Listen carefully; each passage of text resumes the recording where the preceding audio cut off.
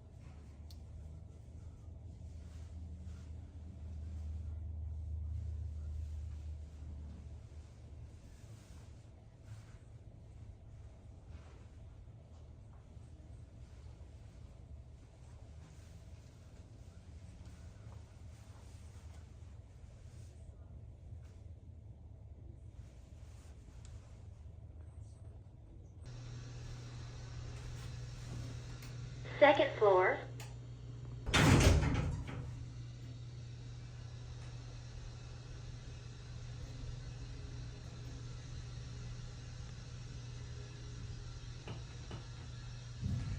Ground. Thank you, sir. That's right.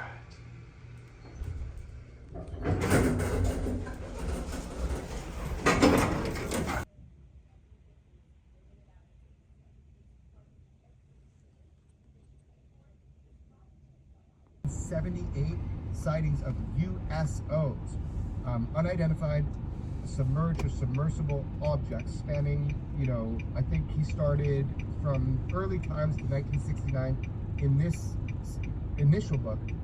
But a couple of things, George, that when I was kind of going through his introduction, a long introduction to this book, he said a few things I thought were interesting to set this up. As of 2024, only 25% of the ocean floor and 5% of the ocean volume has been significantly explored, despite oceans covering 71% of Earth's surface. So that's kind of an amazing way to look at this is, we talk about UFOs, but I was told early on, looking into this subject by a Navy admiral, because why are you looking in the skies? He says you should be looking under the water. That's where the majority of activity is. I was told that before I ever really spoke about UFOs publicly. So just to kind of summarize, with Richard Golin's book series, he also created 170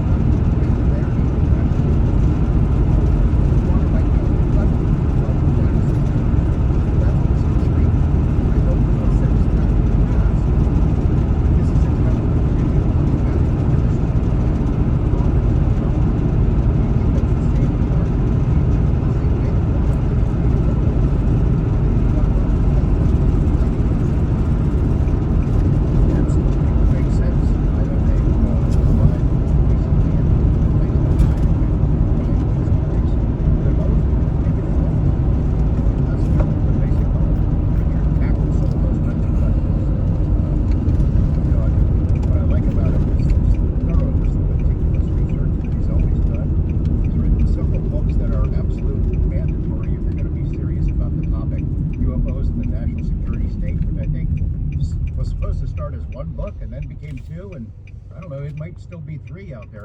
I suspect we've all been having trouble looking at objects.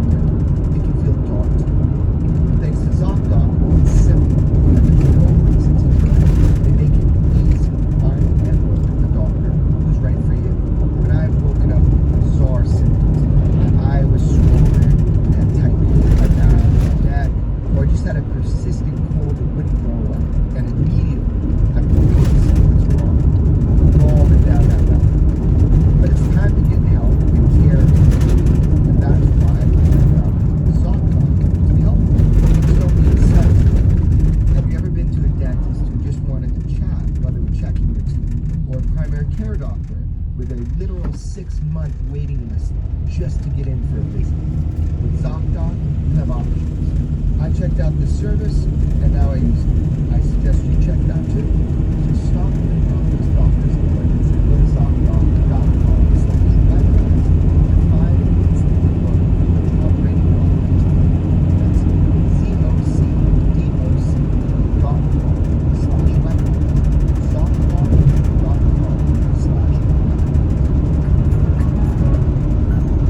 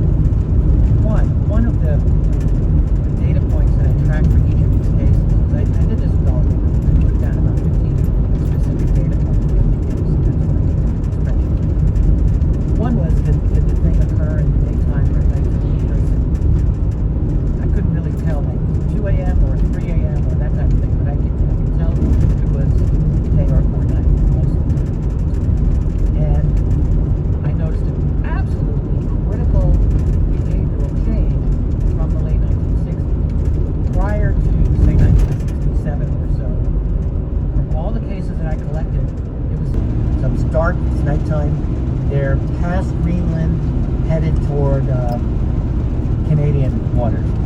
And a lighted object seems to come out of the water. Now he's up in the air. This is how it looked. There was nothing down there. Suddenly there's a light. And within a couple of seconds, that light is right next to their aircraft. It's like right there. And they're looking at it, he and his crew, and it's a flying saucer. He's describing it in detail. It's got various types of lights. You could see what distance it was. It was very close for quite a while, right at their wing. And Bethune's attitude was, I have no desire to report this. There is no way in hell I want to get into have this hassle. Like, this is the typical attitude of all of these pilots back then. But this object was with them for a long time, and it maneuvered around the aircraft more than once. For instance, on one wing side, then it's on the other wing side. This thing was incredibly maneuverable, and it just seemed to be checking them out, as far as he could tell. This went on for quite some time, and then it just took off, and it was gone. When he landed, he talked a lot about this too. There were, I think they were CIA people, or they might have been some other military intelligence, and I can't quite remember which. Or maybe he didn't even know. I'm not sure. We'll have to look at the account. But he said one thing that they did is they showed us pictures. He said they knew a lot more than they were letting on, and they wanted to know every single thing that we noted about this craft. They were very, very, very interested in it. So that was Graham Bethune. That was in February 1951. And I've always thought that was a heck of a place. Got to meet the guy. He was a very impressive man, if I may say. Even at this point, this is half century after his encounter. He was an elderly gentleman, but he was extremely dignified. You could tell he was highly intelligent. You also mentioned a name that Jeremy and I are very familiar with, Bill Cooper. Of course, Bill Cooper is known now for his book, Behold a Pale Horse, or as some people say, Behold a Pale Horseshit. Bill, he had a way of allowing facts to not get in his way. But you note that the incident that he described, which is sort of how he started down the road of looking at the UFOs, that might be a real incident. Yeah, I think so. I had a long conversation years ago with Don Hecker of UFO Magazine. Great guy. Don Hecker was like, Cooper's full of shit, don't believe him. And Don really knew what he was talking about. So I respect what he has to say. And it's true. It's like, when you read Cooper, the thing that really made me convinced Cooper was full of it was this whole thing with the JFK assassination. We don't have to get into that, but that was just a load of crap, honestly. But I don't know if he had the ability to convince himself that these things were true. I do know, I remember listening to John Lear. You guys knew John Lear way better than me. But John Lear, I think, was afraid of Cooper at times. Oh, yeah. Good reason, too. Yeah, Cooper was packing weapons, and he was not stable. Then he dies in a shootout with federal marshals, and there's that. But anyway, so Cooper, we learned about Cooper, back in the late 80s with the basic bare-bones bulletin board systems that was on the internet. And he talked about being aboard a submarine called the USS T-Bird in 1966. And when you read his description, it's there's actually nothing even sensational about how he describes it. You can see it's very factual in how he's describing everyone involved. So what he's saying is the submarine is surfaced, which it does, and they're out. It's a sunny day, and he's above, and he's with a couple of other guys, and they see this object come out of the water. And it's very big. And they watched it do this more than once. By the last time entering and exiting the water, they had brought the I think it was the commander of the submarine who was with them watching this. They had binoculars. They had a really good view of this. And Cooper, he was a young guy at the time, but nonetheless, and Carl was really upfront about this. He said, look, we have to have cases that in terms of evidence we can pull it. And I thought that's really a good thought. And so there are cases that I would say in terms of evidence are bulletproof. You still might be able to argue it. There are, yeah, they go from like basically nothing to corroborate them to a tremendous amount of corroboration. And I try to do that. If you go and great to talk to you always. Can't wait to do it again. You guys are the best. I appreciate it very much. Shout out to all of you. And the book is in multiple formats, right? Oh yeah, so it's hardcover, paperback, ebook, and the audiobook for this will be out in, I think, 1 month. I was talking to my reader. It's great. I would love to read it myself, but I just can't. It's too much. But I have a fantastic reader, so the audiobook will be out, and that will be the case for my That's right for people to check out your work and contact you. Yeah, hit me up at my website, richardolmembers.com. I got my own YouTube channel, you can find that. And my books are listed on Amazon.com. Thanks again. Talk to you soon. I love Richard, man. He's great. I remember when he put out his first set of books, UFOs in the National Security State. I don't know if it's his first set, but that's the first time his name came on my radar. I read through what he did, and I was just jumping for joy. We got somebody that's so thoughtful and has a historic perspective on this. Now he's talking to USOs. Love it. And it fills a big gap. I mean, it really, we saw a niche that needed to be filled. Looks like he's done a great job of filling it. The research is always meticulous. He's honest about the credibility of individual cases. He's not carrying a torch on all these various UFO squabbles that go on in the topic, but always great to talk to him. Yeah, somehow he avoided.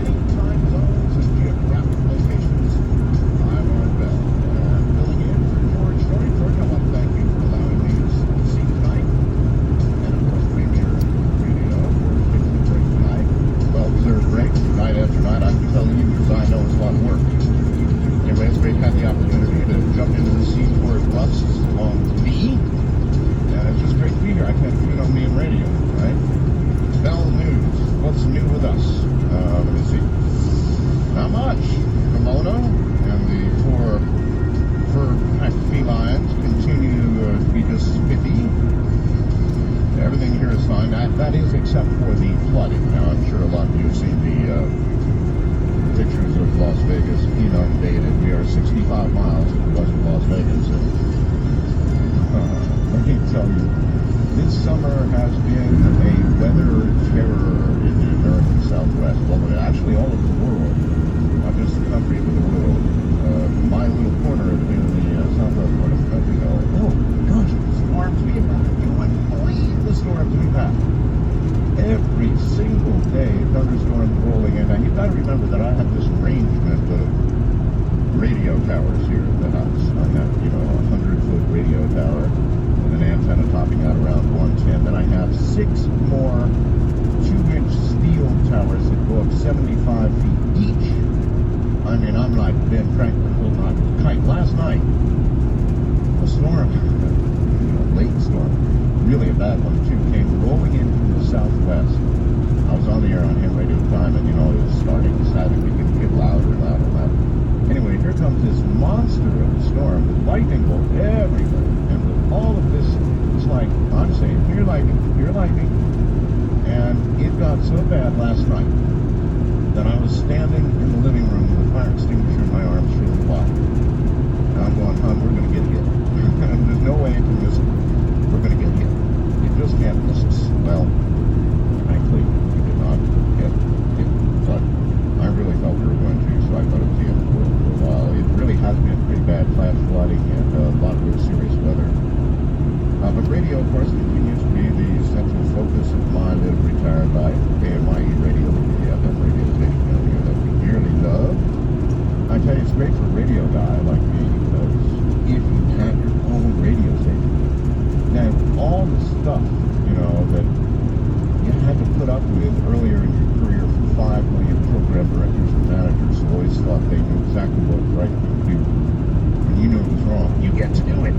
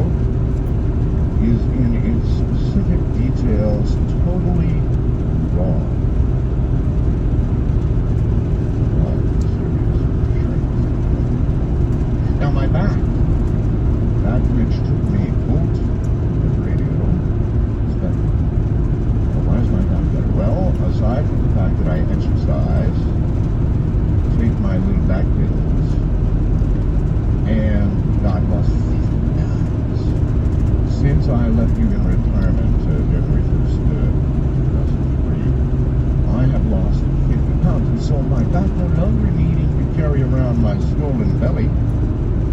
It's happy. And if my belly is happier, my back is happier, and I'm happy.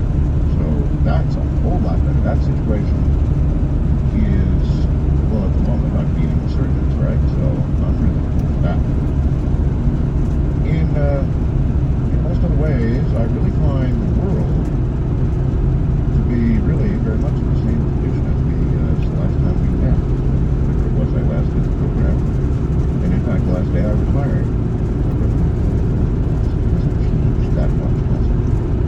I still, for example, have not the slightest clue about why we went to war. I don't know. I still don't know why we went to war. It seems to me, before you risk the lives of American men and women, you have a specific reason why you went to war, and I didn't see the reason then. It's very, why, the old, ever-present question of why did the chicken cross the road, right?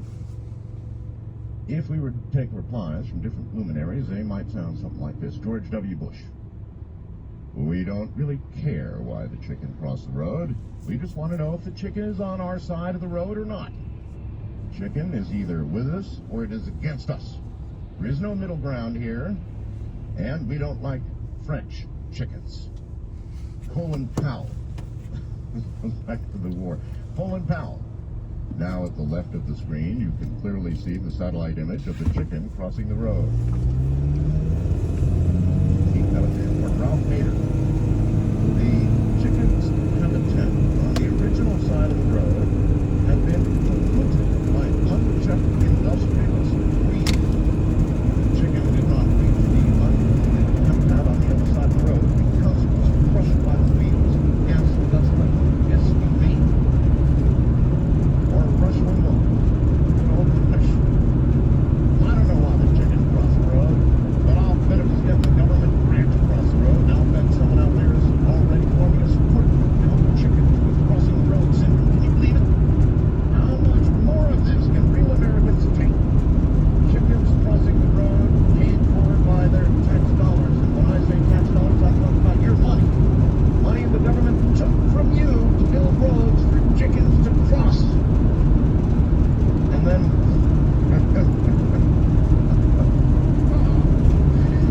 finally there's Jerry Falwell. Because the chicken was gay, isn't it obvious? Can't you people see the plain truth in front of your face? The chicken was going to the other side. That's what they call it. The other side, yes, my friends. That chicken is gay. And if you eat that chicken, you'll become gay too. I say we boycott all chickens as we sort out this abomination. The liberal media whitewashes with seemingly harmless phrases like the other side. One more. Albert Einstein. Did the chicken really cross the road? Or did the road move beneath the chicken?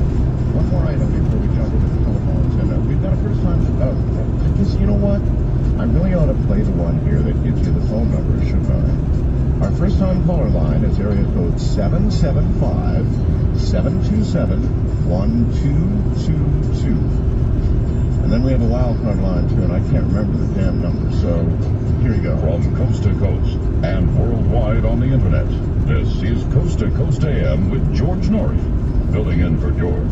Tonight's special guest host is Art Bell. To talk with Art, call the wildcard line at area code 775-727-1295. The first-time caller line is area code 775-727-1222. East of the Rockies, call 800-825-5033. And west of the Rockies, call 800-618-8255. International callers may reach Art by calling the AT&T International Operator and dialing toll-free 800-893-0903. Now for George Norrie, special guest host Art Bell. That's better. Now you know the numbers. Space Agency says asteroid might strike Earth in 2014. United Kingdom government agency responsible for identifying potentially hazardous asteroids is warned of a possible collision coming March 12, 2014. What you going to be doing that day, folks? The Near Earth Object Center says an asteroid measuring 1.2 kilometers, that's 3/4 of a mile across, is approaching at about 20 miles a second. It's coming our way. It is 1/10 the size of the asteroid thought by some to have wiped out the dinosaurs 65 million years ago. Now, is there a big chance? Well, they're classifying this right now as with a rating of 1 on the Torino scale. That's very bad. The actual odds are 909,000 to 1 that it will squish us. So, there you have it. But that's one we're going to keep our eyes on. This is a young lady named Matisse. English, French, and African.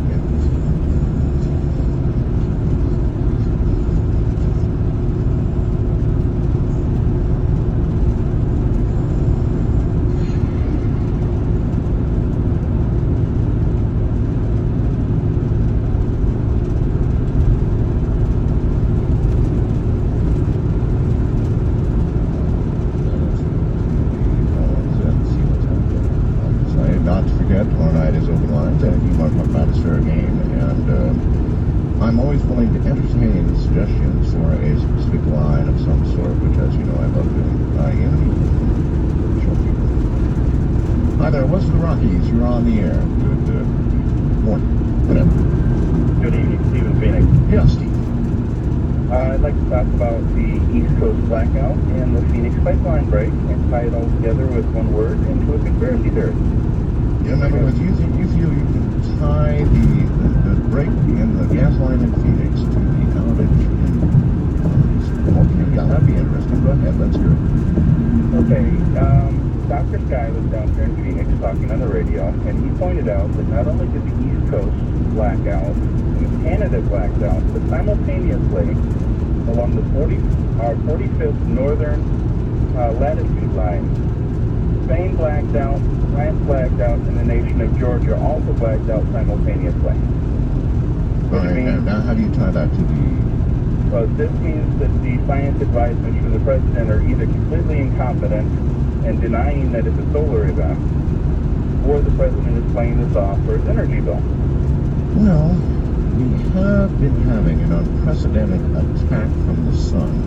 I mean, there's no question, a lot of G4 type storms, and those threaten power lines, and nobody's even mentioning that, so that's been going on.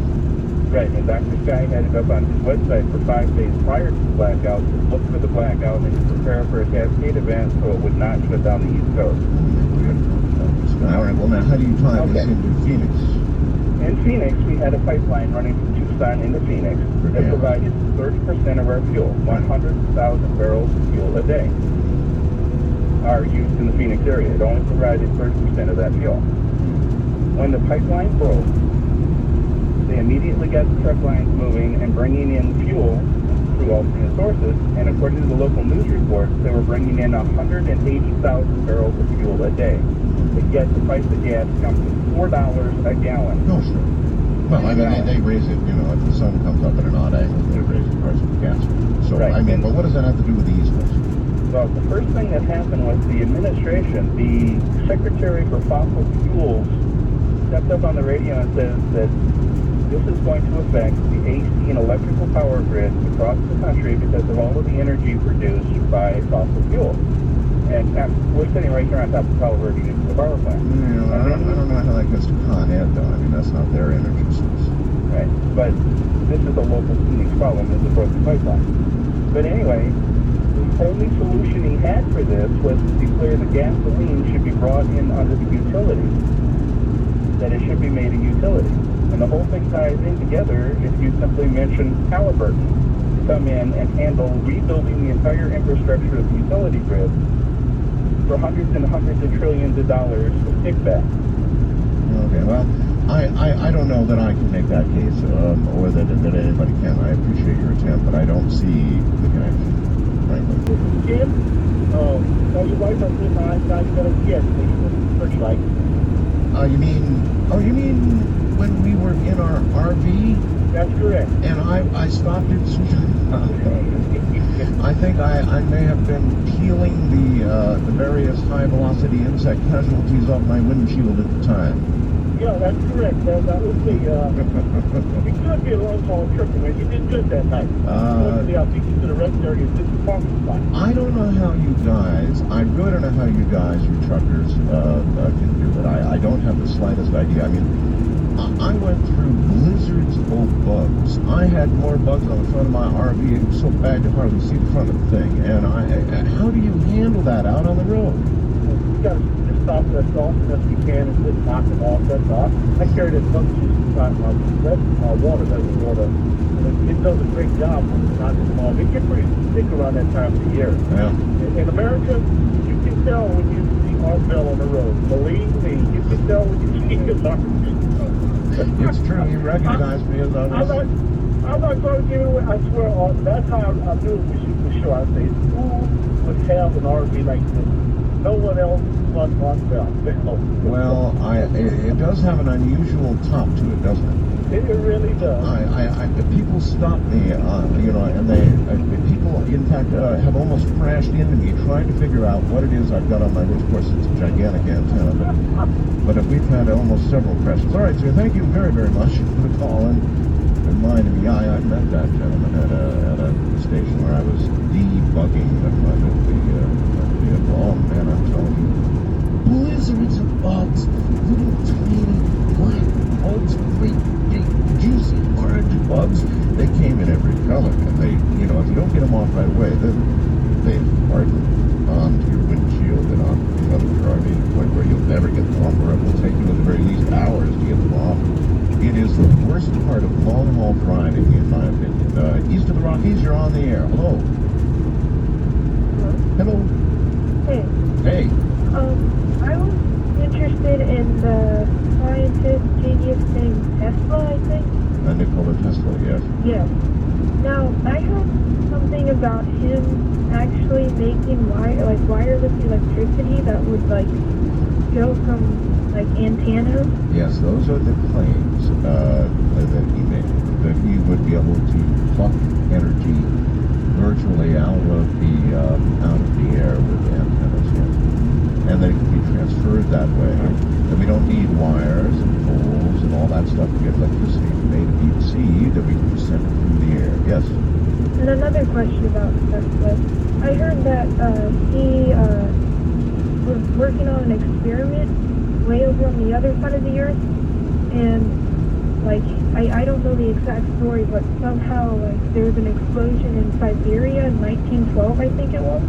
Augusta. Yeah, so you think he had anything to do with that, with his experiment that he was working on? No, thank you. Not to the best of my knowledge, no. Augusta was a big old rock. Something like that. But Nikola Tesla, of course, is a fascinating individual, and I didn't really give you any updates on my antenna. I have this monstrous antenna out there, and since we last spoke, I decided, well, the ground out here wasn't very good. We live in the desert, and gosh, in the desert, we have what we call dirt, and it's not a very good ground. And so I went out and purchased 1,000 feet of this 4-foot wide mesh, welded wire mesh. And then I put this wire all the way around 1,000 feet of the antenna, and I connected it to my water well, which was down 160 feet into the water. I connected it to about 15 ground rods to my tower ground, to my radio station ground here, and everything. And so I've got this monstrous man-made grounding system underneath my antenna right now. And yesterday, after the storm, the afternoon storm yesterday, it cleared away, I went out to do some work on my antenna, and I took a moment to In doing so, I have disconnected from the special grounding arrangement I've put in there to stop all this electricity that I don't want in here. Mysteriously appears on my antenna. Well, of course, in the process of doing that, I miscalculated as usual and got the wire between myself and ground, and I took one hell of a jolt. Oh my gracious, did I take a jolt. Now, we had what I would call debris clouds overhead at the time. It wasn't an active storm or even anything like that. Propagate a lie the American people willfully doing. And that means that we are being filled by people who believe that doing so is a service to their God. Why is it mainstream belief in America that it is not all that in fact it is only a small segment of Islam that knows or believes this or is radicalized by this? Because that actually happens to be true. Most Muslims, my guess is that it's 90% of Muslims in America and 80% of Muslims worldwide do not know their prophet, do not know their scriptures. And so what we will talk about in terms of what these scriptures actually say about the man and this God, So they do not know. So you're really saying that if they properly understood the scriptures, they'd be plowing airplanes in robots? Well, Is that not necessarily. If they knew them and applied them, Yes. 100 it is impossible by Allah's definition in the Quran to be a good Muslim and not be a terrorist. It is impossible by Allah's definition in the Quran to be a good Muslim and not be a terrorist. Well, perhaps you should give me a policy to justify that position. I will do so. But since really knowing what Muhammad was like and what he said, and understanding what Allah ordered and what he is like, would cause all rational people to flee Islam. So I don't think that knowing these scriptures would cause most Muslims to become terrorists. I think it would do exactly the opposite. It would cause most Muslims not to be Muslims anymore. And that is my principal goal, is I want to expose what the scriptures actually say, so that thinking men and women that have choice They would be can make the right choice. You're suggesting they would be so morally offended by Yeah. a proper interpretation that they simply wouldn't move in that direction. Yes, and I wouldn't even use the word interpretation. You don't need to interpret these things. By The words are extremely simple. Okay, let's take a couple of these and get an idea of what Muslims are actually told to believe in things. I'm going to read, this is from the 9th Surah. Slay the infidels wherever you find them. Infidels are defined, by the way, in the 5th Surah, which is the last handed down in 572, as anyone who says that Christ is the Messiah. So an infidel is a Christian. Slay the infidels wherever you find them. Lie in wait for them. Fight in specimens of faithfulness. Fight them that Allah may punish them at your hands and put them to shame. And Allah sent down invisible troops, these are killer angels, to punish the infidels. Fight the Christians and Jews until they all pay the protective tax in submission and humility. How perverse are they? Wait a minute, the protective tax. Yeah, that's a real interesting thing. In Islam, there are two forms of taxation. In fact, Islam, if you read the Islamic hadith, what you find is that Muhammad founded Islam for the money. And it becomes just this sea of terrorist raids to confiscate other people's money. And once you become a Muslim in one of these raids, then you must pay the Islamic tax called the zakat. But if you are not a Muslim, you must pay the jihad. And that tax is hugely more punitive. And it is a tax imposed on all non-Muslims who are conquered by the sword of Islam. And when they conquer, their Quran tells them that they are to give the infidels, the unbelievers, three choices. Convert and become a Muslim and pay the lesser tax, the zakat. Stay a Christian or Jew and pay what is ultimately financial suicide, the jihad, or die.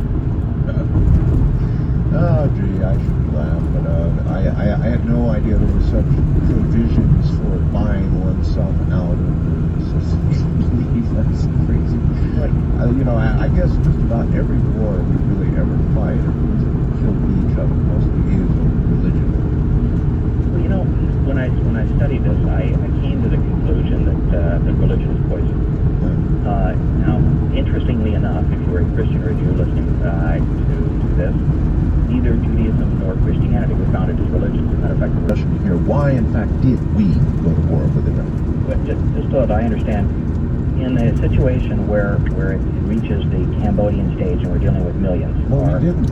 I know we didn't, but would I believe that when it gets to the point where we're talking about millions, like it is in the Sudan, like it was in Cambodia, like it was in Nazi Germany, at that point, boy, it's awful hard to justify not doing anything to allow millions of people to die. I know, and that's probably what the UN is for, if it's for anything. But again, that is. But you do that collectively. I mean, you do that as a world. Yeah, that's right. You don't do that as one nation. That's right. And you've got to go in a situation, even if you're going to do that, where the outcome is clearly going to be all correct.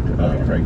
But we did this by ourselves. We did. More or less. I mean, we mentioned human, but we did it by ourselves. We did it for the fourth reason, which is the only other reason that any nation ever goes to war. And that would be.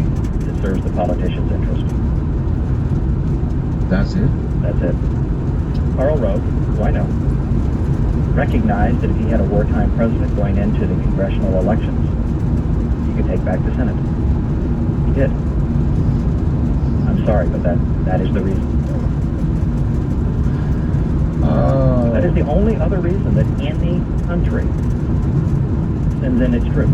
There's only 4 reasons, and the fourth is always bad. It's always political. Yeah. Well, This of course, you war, can never cite that man had a very low rating as a president. It shot up to 90%. When I wrote Tea with Terrorists, his political rating was 90%, and I predicted, because I wrote Tea with Terrorists 3 years in advance. Now it's only a year and a half in advance, where I predicted everything that was going to happen, including that this war was going to go terribly wrong because it was being waged for the wrong reasons without any idea as to why we were being killed, and that as a result, this man would lose his midterm election.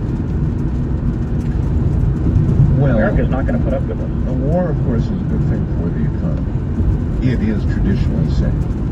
I didn't say it's traditionally said, but it is. I mean, industry cranks up. You have to make more missiles if you fire so many of them and all that. So, defense. Well, we did spend a lot of money for defense. Yes, but unfortunately, the reason why this one is not is that the nation now is under the largest deficit spending in its entire history. It went from surpluses to huge deficits. We can't ensure the power for 15 million Americans. We're spending $400 billion in Iraq. $400 billion in Iraq. That's a lot of infrastructure. I want to tell you that that's the size of the projected deficit. Spending money you don't have, or forcing the American taxpayers to spend money on a country that doesn't want us. I mean, they're marching in the streets at 2, 3, and 400,000 at a time. No, I mean, telling you're right. right. They don't want us there. Why are we spending $400 billion? I definitely don't feel welcome there, and I don't think most of the listeners think that we're welcome there. We're not welcome there. It's obvious. And what's interesting is yesterday the former Secretary of the Army was on a number of the network television shows, and he was talking about the reaction of George Bush and Cheney as to how this war would be fought, and that it would be very quick. We would liberate Iraq, and that the Iraqi people would throw flowers at the Americans and be so excited that we had liberated them, that as soon as we had taken out the Ba'ath Party regime, that it would be over, we would be able to leave, and they would be ecstatic. That was absolutely my impression. That we were going to go in and liberate it, then there'd be a little period of time, and then we'd say, here you go, have democracy or whatever you want, see you later. That's the reason why I spend so much time talking about the fact that if you don't read the Mein Kampf, the doctrine, you have no idea what you're getting into. Saddam Hussein doesn't motivate people to jihad. It's the doctrine that causes people to behave badly, and until you understand the nature of the doctrine, you will have no idea how the people will respond. We don't understand the motivation. Until we understand the motivation, you can't predict what's going to happen. If you understand the motivation, you can predict what's going to happen. Okay, now I notice we're building military bases in Iraq. There's every sign that we're going to stay there. What would your prediction be? That we're going to have to remain there indefinitely, or what? No, I think it's going to be exactly like Vietnam. Exactly like Vietnam. In Vietnam, we were in a game we could not win. By the way, we went into Vietnam. For those that think that the U.S. government just knows everything and just makes all the right calls, and boy, are we swell. We went into Vietnam on a lie. The Gulf of Tonkin incident did not occur. That's how Congress approved Johnson sending in the troops. That did not occur. It was a lie. Just like it's a lie to say that that invading Iraq is a war on terrorism, because Saddam Hussein had nothing to do with 9/11. Nothing. Well, now, you are right. You brought this up, and the fact is that America has routinely manufactured its own enemies. Our State Department runs on Sun Tzu's philosophy of the enemy of my enemy is my friend. Yes. Which, when you do that, you always lose the high moral ground, and you manufacture your next enemy. And so, yes, we have done some terrible things as it relates to the Mujahideen that became Al-Qaeda in Afghanistan when we thought they were fighting the Russians and we didn't like the Russians at that time. But to suggest that the United States is somehow involved in fundamentalist Islamic terror, or that we train people to scream Allahu Akbar and fly planes into our buildings is utter nonsense. Well, I mean, that's not the motivation. But there are many people who believe that the government manufactures this in order to take away our precious freedoms, and you believe that basically is utter nonsense. No, I've asked the terrorists themselves why they kill us, and I've spent 10,000 hours researching the scriptures that motivate them to kill, and no place do they say we follow the orders of the American CIA. Appreciate that. East of the Rockies, you're on the air with Craig Wynn. Good morning. Good morning. This is Michael in Norfolk, Virginia. Hello, Michael. I've been listening to Craig all night. I heard him the last time he was on the show with George Norrie. I recorded the program and listened to it maybe a half dozen times. And the reason I did is because I think he offers the best obfuscation of anybody I've ever seen in the world. I mean, he is so brilliant at leading us down the wrong path. It's very difficult to penetrate. In what manner is he doing? It's very difficult to penetrate his argument. The problem is this. Religion is the bottom line. We need a world forum that will settle the issue of religion once and for all. Well, yeah, And that's wait, just one moment. That's an interesting idea, which I've actually considered before. It really is an interesting idea. But when you have a religion, which basically says all others not of our religion are not to be met with and accommodated, but killed. Now, when you have one group with that sort of attitude, that prevents the kind of summit that you'd like to put on. No, actually, I am convinced from my own contact with radical fundamentalists that you can entice them into a debate forum on the pride that they have in their God in a Elijah-type situation where he challenged the prophets of Baal. They will come to such a reasonable forum of debate and discussion to let the God who is God prove it and show that he is so. But since when do you negotiate with infidels? Well, maybe you could point me to the Quran where it says that. well, I can point you to the Quran where it says don't do that. Yeah. well, look, Well, that's important, caller. I mean, come on, that's important. You're suggesting something which I thought was interesting, but these people don't negotiate. they do negotiate. I know friends who negotiate with them in this manner. Christian friends who do it this way.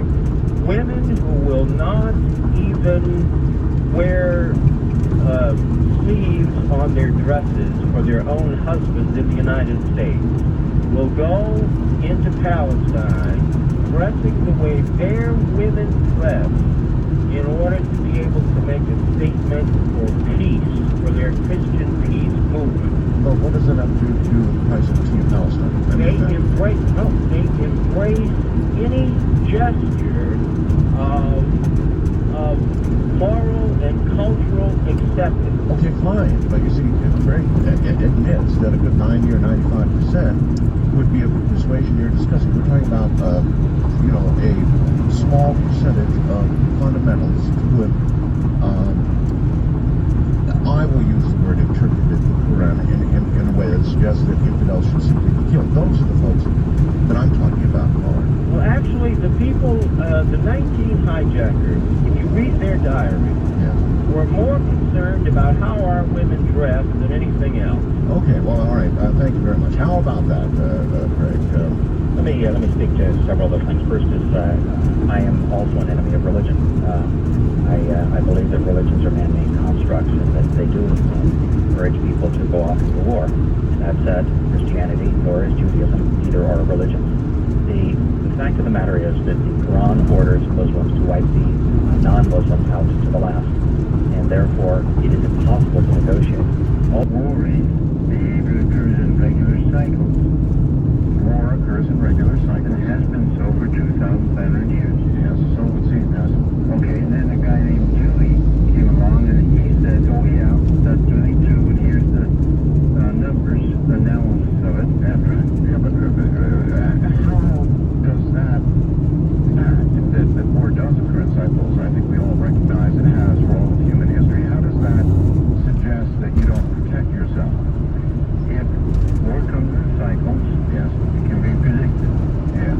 I found that a mechanism is solar cycle, solar activity, solar flares, which triggers human activity. Okay, well, but so what? Okay, So what? You've heard it. So what? I did it. So what? 3 times. so I can predict. So what?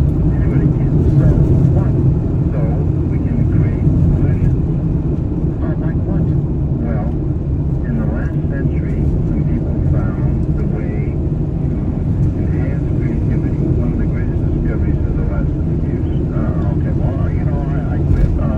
Look, here's what it comes down to, the enhanced creativity. Listen, if somebody attacks us with a biological agent that kills millions, a chemical agent that causes many to die horribly, or, God forbid, with a nuclear weapon, then screw them, and the proper response is to light them up, melt them. And I'll tell you something else. History with regard to cycles, it proves that those who are weak and do not protect themselves, I'm not talking about going and venturing in a war here. I'm talking about protection, you know, like it's provided for in the Second Amendment. Individually, if somebody comes into your house and harm you, or your family try to kill you, you have the right to shoot them first. Same thing goes for countries. If somebody wants to demolish our country and they attack us with some sort of weapon of mass destruction, then I think we should melt them. I'm trying to put it as bluntly as I can to you, but melt them. End of story, period. Now, whether it comes in cycles and can or cannot be predicted, or is tied in sun cycles, or the way a mouse runs across the floor, I don't care. It's called protecting yourself and those you love, and that's the end of that story. The Wildcat Line, you're on the airphone. Good evening, Art. Hello. George calling from WABC in New York. WABC, yes, George. Yes, I'd like to talk about the new forms of life that are attempting to be created. Yes. Just before I get into that, just a quick note on that Spanish girl harmonizing group that you like to play. Yes. I don't know if you know, but that song has been dubbed the ketchup song. Oh, well, yes. Okay. Let's get into the new life. There's something that is so obvious that the scientists may not be recognizing. If they create a form of life that they think has all the protection features, that if it gets out of the environment, that it'll self-destruct, that it can reproduce, etc., etc.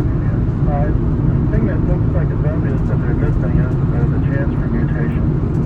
And mutation, we know, can generate another naturally a new form of life, which may not have the exact same characteristics which they intended to start out. You're dead on, sir. I mean, of course, that's what life does. It struggles and clings to life, whether it's us, human beings we're talking about, or microorganisms. And if clinging to life means it must morph into something else, that's exactly what it will do. That's how it all works. You change or you die. And so you're right, this new life will probably try to cling to what we give it, and then God knows what might occur. I think we're stepping onto a very slippery slope. Yes, indeed. I agree with you wholeheartedly that there should be, perhaps even these scientists should be put into question before they continue their work and try to finish it up. There's a lot, sir, of what science has done in recent years that I really think the public has a right not only to know about, but in essence to debate. And, these are such big questions. The wrong move, and we all could die. And so, why not let everybody know what they're going to do, and we can all judge the relative merits of going ahead. But I think the creation of life, the God-like creation of life, is no small matter. It's a big thing, man. It's really a big thing. Yeah, all they're concerned about is making the breakthrough. They think they're carrying out science to another level. In the meantime, they probably haven't figured out all the ramifications of what they're doing. Yeah, and one is that it may, whatever it is they produce, may grow up. Exactly. You have a good night, sir. You take care. Take care. That's basically what we're going to be talking about tonight, with somebody who's been there, done that. Much like the scientists who created the nuclear bomb, many of them had second thoughts, and when they realized the consequences of their creation, they changed. And many of them petitioned presidents not to go forward, not to drop the bomb, not to continue research into this area, like we ever really stop anything. So,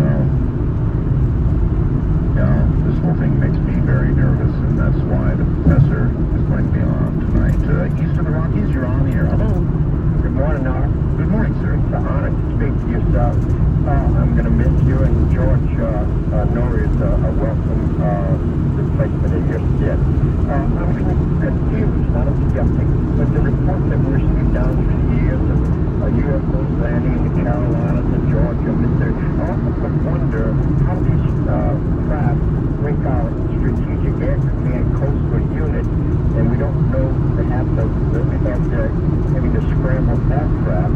And I am concerned that something like CNN or NBC or CBS be on these little locations like Radio Light. And I'm not a skeptic, but I'm confused perhaps with the fact that, are you asking in essence of why we don't see them, or why we don't see them on radar, or why we don't respond? I'm not quite sure what you're asking. Yeah, look at all of the above. All right. I don't have an answer. I was just curious. Well, all right. Number one, many have been seen on radar. Okay. In fact, about a week ago, they chased unknown contrails. They saw contrails moving from the Caribbean out across the U.S. mainland, and they scrambled jets and chased those. There are many other reports of U.S. planes chasing UFOs. Many reports. So the answer is a lot of times we do know about it. I think the real answer is the military just doesn't like to admit, for the most part, anything they can't do anything about. That could very well be true. I was at D-Day Normandy, southern France, Iwo Jima, and Okinawa on an unrelated note, and I saw the rise and fall of Adolf Hitler, and the world leaders would be well wise to recognize that in the antics of Saddam Hussein, this is how Adolf Hitler got his start, and he must be stopped at any cost. I appreciate your call, sir. Memories are very short. We have very short memories. I mean, we have very short lives, probably, but our memories within those lives are also short, and we tend to forget things like the rise of the Third Reich and Adolf Hitler. And so, yes, indeed, Saddam Hussein fits right into that, perhaps into that same category. West of the Rockies.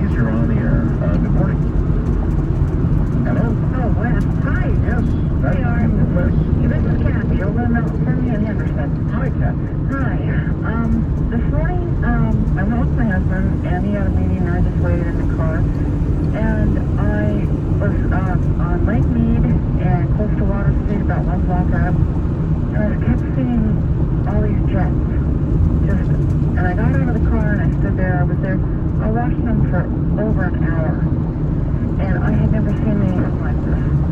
They were just so many jets flying, chemtrails, back and forth, like over Black Mountain, back and forth. Well, we're heading towards front. we are getting ready for something. Let me add to what you just said. Not only have I seen the jets that you're talking about, but we have had, over the last week or so, here in Savannah, a constant stream of black, odd-looking, unmarked helicopters going directly over the house here, and really weird stuff, just jets all over. The United States is getting ready to go to war. Oh. That's what's going on. I wondered if that was because they were flying like two teams so close together. It would look close from where you are on the ground, and like the chemtrails just like absolutely just like went together, and they were just flying. I saw so many of them just flying back and forth, like in a grid pattern, but a straight grid pattern, and just laying down these trails, and they just all of a sudden just appear, and you'd see the lines and the chemtrails, and they just keep coming. All right. Well, whether they're chemtrails or not, or just the we jets take flying some sort of maneuvers. analysis.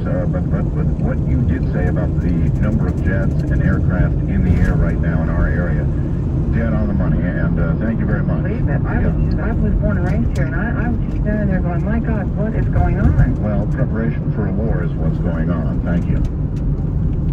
I think there's no question about it. We know to some degree, or even a great degree, what they've got in Iraq. We know they've got the willingness to use it. And I rather think that we are preparing for the inevitable. Again, why we're doing this dance with the UN and the rest of the world, I suppose I understand it to some degree politically, but we might as well just get ready to, and we are getting ready to do business, so that's what you're seeing in our skies. East of the Rockies, you're on the air. Hello. Hello, Art. Yes, sir. My name is Steve, Hi, and Steve. I'm in central Pennsylvania, Yes, the sir. Appalachians. Right. I'm actually Canadian, but I live in the States now, legally. Okay. And I've talked to you a number of times from Montreal, which is where I'm from. When I was a younger guy, back in the 60s, the States was all involved in Vietnam, and we Canadians were very friendly towards the U.S., but we thought, what are you guys doing in that dumb war? And I'm really glad that you pulled out of it and got out of it, because it was a dumb war. Now I'm in my 50s, and I'm way more conservative than I was back then. And I'm watching what's happening out in the Middle East, and I'm, just nauseated. And I completely agree with what you said a few minutes ago. Anybody takes on the U.S., use what you got. Turn them to glass. I'm completely behind you on all of that, and I'm very, very pleased actually that our two governments, Canada and the U.S., have now signed a deal for, you help us, we'll help you. And it wouldn't bother me a bit if the border came down between the two countries, because the world's getting real small. We have this huge continent to look after, to protect and defend.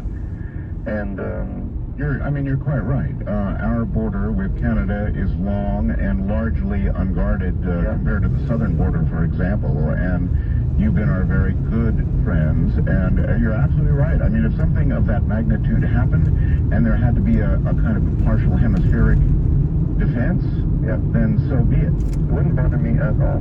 I mean, the United States of North America, Yeah, I would find it a little strange to look down the corner and see a Canadian, a maple leaf guy there, but whatever would have to be so that we might survive, so be it.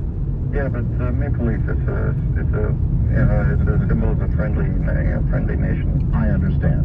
Very friendly nation. I mean, we're all intermarried. We got cousins, uncles, aunts on the other side of the line. Why the hell have we got two countries happening? I appreciate. I'd really like to see us amalgamate. All right, sir. Thank you very much. West of the Rockies, you're on the air. Hello. Hello, Art. Hello. How are you? Art? Yes.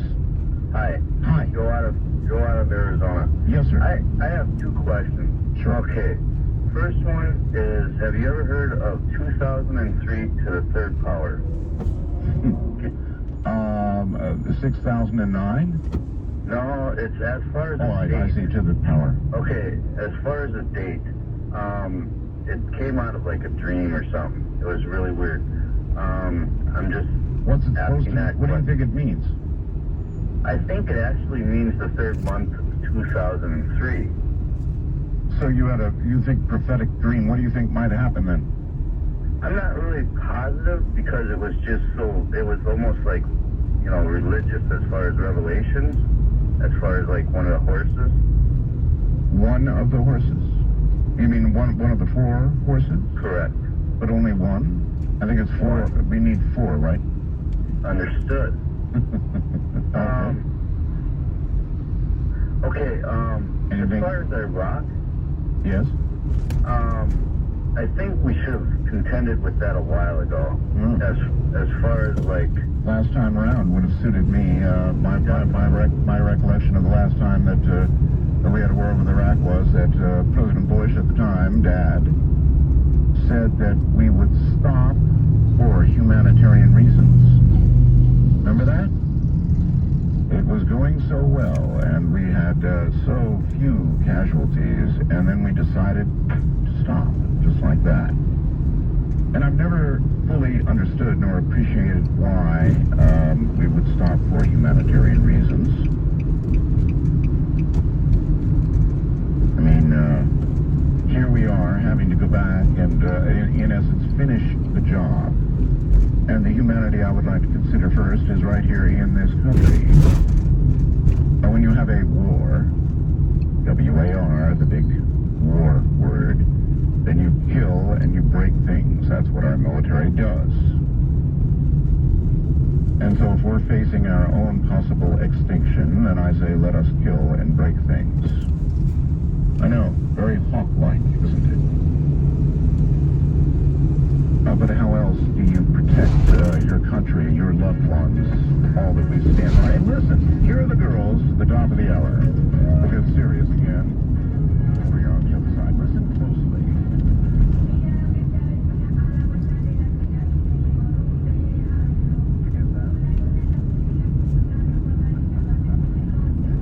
The Spanish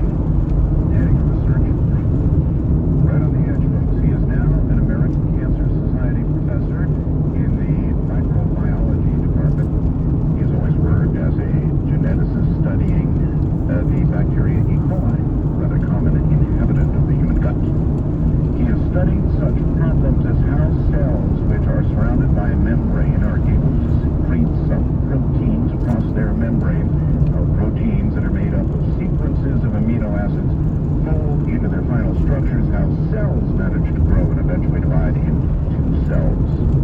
In 1969, his lab was the first to find a way to isolate a pure gene from an organism. Very important. While he was proud of his achievement, he was also worried that this accomplishment was an indication of how quickly we might be approaching the possibility of not only bacterial DNA, but also human DNA, human genes, and manipulating them. He called a press conference to announce the achievement. At the same time, to issue a warning. We had better start thinking about the consequences of the ability of scientists to manipulate genes. This press conference had the consequence of initiating Beckwith's lifelong involvement in promoting social responsibility in science, working to prevent potential abuses or misuses of genetics. He was involved, for example, in controversies around the claim that males with an extra Y chromosome were doomed to live lives of criminality. He was also critical of other genetic theories that claim that our lives are largely determined by our genes. In 1989, he was appointed to be working on the ethical, legal, and social implications of the Human Genome Project of the National Institutes of Health in Virginia, anticipating any potential harmful consequences of the human genome sequence, public and promote programs, laws, and so forth that would prevent these problems from occurring. Professor John Beckwith is a member of the National Academy of Sciences and received the Genetics Society of America Medal in 1993, both for his scientific achievements and for his social activism. Coming up next.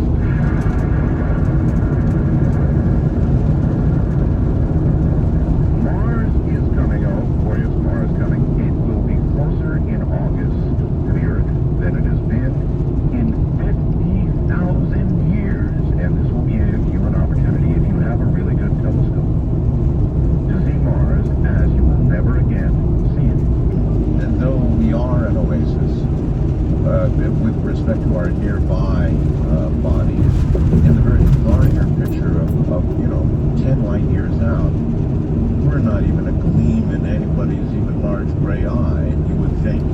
Yeah, but it's mostly vacuum and heavy metals and gases like hydrogen and other light elements.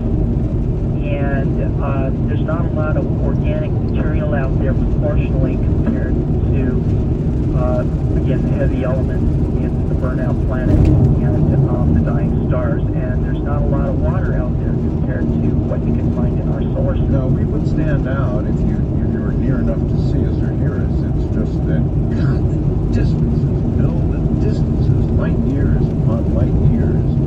We're just a speck of imaginary nothing. Agreed. There is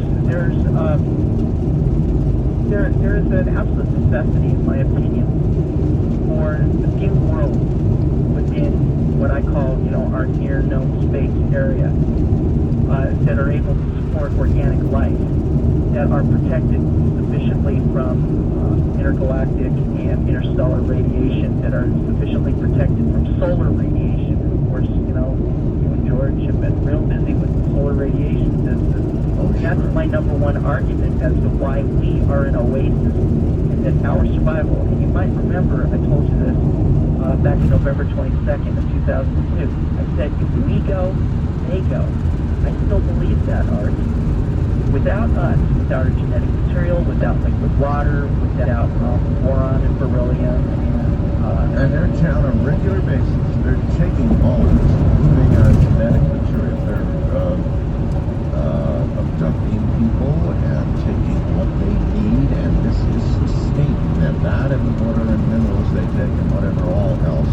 So they need us that much, is what you're saying. Absolutely, because you can only clone so many stem cells. Keep having if you go into nature and you look at reproduction, nematodes, which is a simple worm form, one of the earliest forms of life on Earth, they can reproduce sexually or they can reproduce asexually. But there is something about the ones that reproduce sexually by exchanging genetic material from different individuals that allows those individuals to adapt to environmental changes faster and with better results than the ones that reproduce asexually simply by replicating their own genetic materials. I believe that the same exists for simple stem cells. You harvest stem cells from fetuses, and you harvest stem cells from human brains of young children. You harvest stem cells from, a variety of sources. But, I didn't believe that there were a lot of abductions taking place in the world, and yet you have Peter Davenport saying, well, there's as many UFOs in our skies on a daily basis as there are cars on the road, by some analogies. There are people like Bud and Dave that are saying that abductions are more common than any of us have given us credit for. Well, there has to be a reason why, and because I'm an artist, I get to speculate wildly, whereas other people's reputations preclude them from doing so. And when you survey other people's information, common patterns tend to come out. And because I'm a forensic illustrator, because I'm a private investigator, I can create some conclusions here based on what I'm seeing. And I can't get crucified the way other people can. So I'm going ahead and I'm saying, well, why? Why is it that we have to, if we're all getting abducted, and if different multiple species factions... Well, we're not all getting abducted, but even people who suggest that as many as, say, 10% of the population are being abducted are making an awfully big claim. And that's people from every population, every city, every country in the world. Right. And that's what I mean by everybody. It's not just happening down in Mexico and Malaysia and Brazil, which is where I go if I wanted to abduct people. I'll tell you why in a minute. They're taking them from everywhere, and there has to be a reason why. And one of the reasons why is because fresh materials taken from subjects that reproduce sexually are far more viable, far more adaptable, and are far stronger in whatever manufacturing uses that they're being used with. Bill, I will say this. Of the abductees that I've talked to, and that would be many now over the years, when you really push them to the wall with regard to questions about sexual encounters or experimentation in that area being done on them, almost universally you get a yes. Almost universally you get a yes. A lot of people don't like to talk about it or admit it, but generally when you dig in these interviews you get a yes. So whatever's going on is definitely reproductively oriented. Absolutely. What is happening is these species are dying. And again, I point out EVE2. Look at the lack of genitalia. Look at the lack of genitalia. In fact, obviously he's been eliminating his spam. It just hasn't been. He's been eliminating through the pills. He's been eliminating through his skin like certain species of frogs. Sorry, I couldn't resist that, but I mean, you're right. There's an amphibious quality about these little beings and about the Roswell aliens, which are a slightly smaller version of EVE1. All right, Bill, hold that thought. We're at the top of the hour. We'll be right back. Bill McDonald is my guest. Check out these drawings.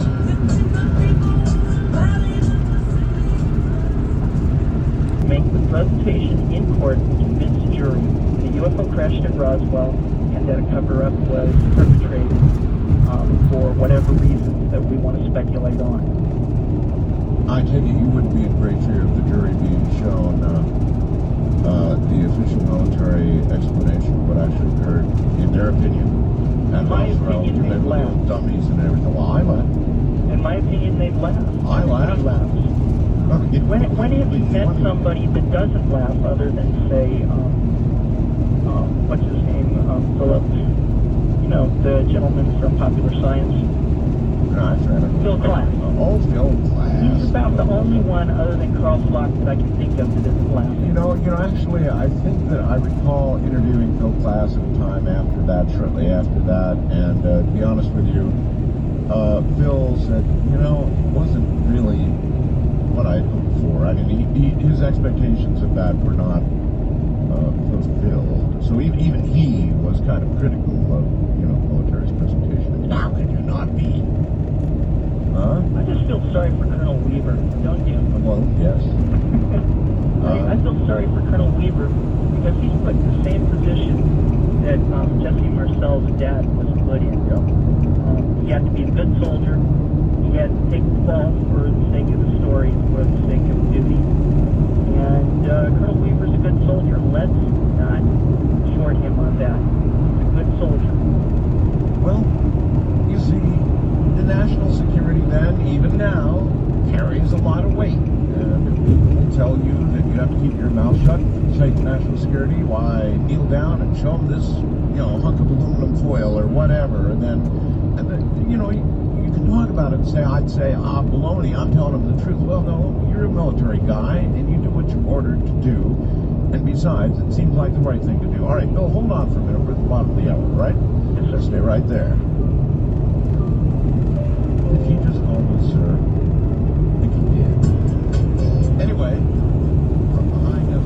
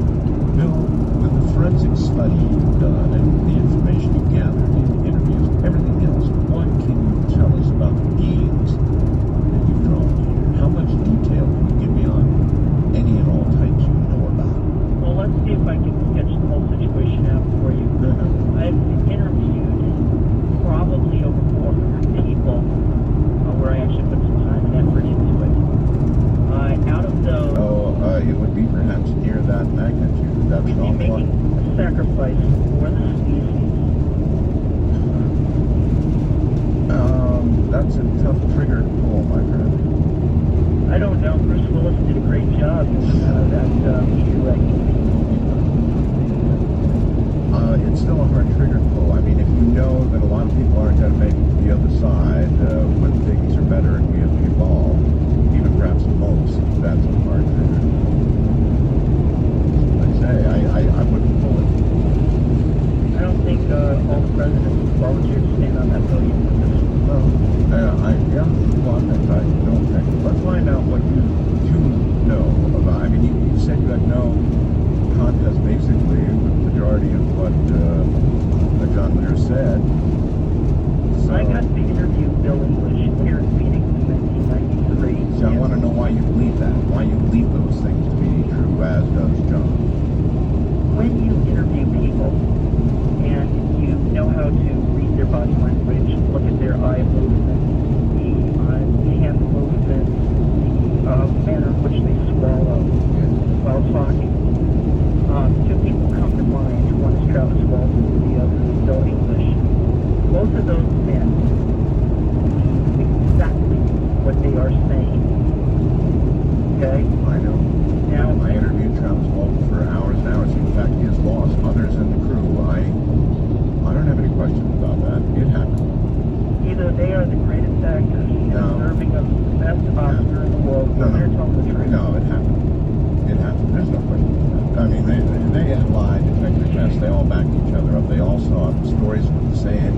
It happened. A good investigator who doesn't have to worry about presenting evidence in the appropriate format for court can get a good read on people he's interviewing, he or she.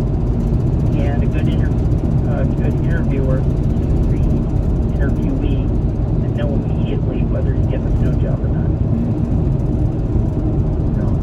So, you're telling me that based on the interviews you've done, you know enough of that to be true, to take whatever portion you don't know to be true yourself for sure, on faith. In other words, enough of it is true that probably most of it is true.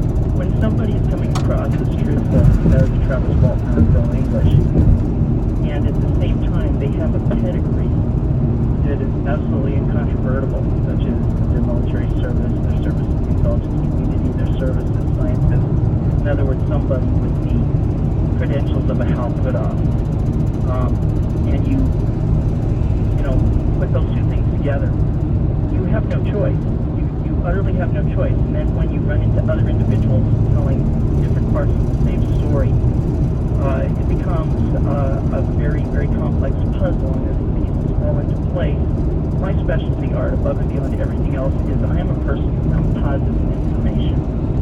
I listen carefully and I find common factors in testimony, common factors in other people's research that they share on a quid pro quo. And how did you digest and render the Philip Corso information before he passed on? I, of course, had the honor of interviewing him a number of times. Colonel Corso's testimony, I got to interview him for twice while we were in Roswell in July of 1997. In person. Yes.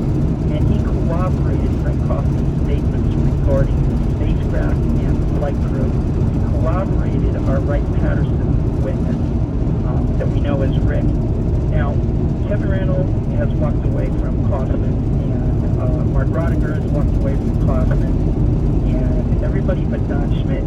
That he had God trust not paper money and coins, and put his pledge of allegiance to reaffirm the public belief in God. Shortly after this, determined that between the U.S. and Russians, the situation was serious. Old portion manufactured in the Bruce deferred attention of the public away towards some other staring threat to the age of them. It was also claimed that the secret to the elected or appointed officials within both the U.S. and Russian government, as long as it took so long to vet officials, and the Bruce was easier to manage at the top. In the late 1950s, NASA was formed to compartmentalize, containerized, sanitize information from all space platforms and vehicles. So NASA and the public claimed that all information belonged to them. Actually, they got very little, and even that was highly sanitized. Our first efforts were to keep the public from Venus, and that is a similar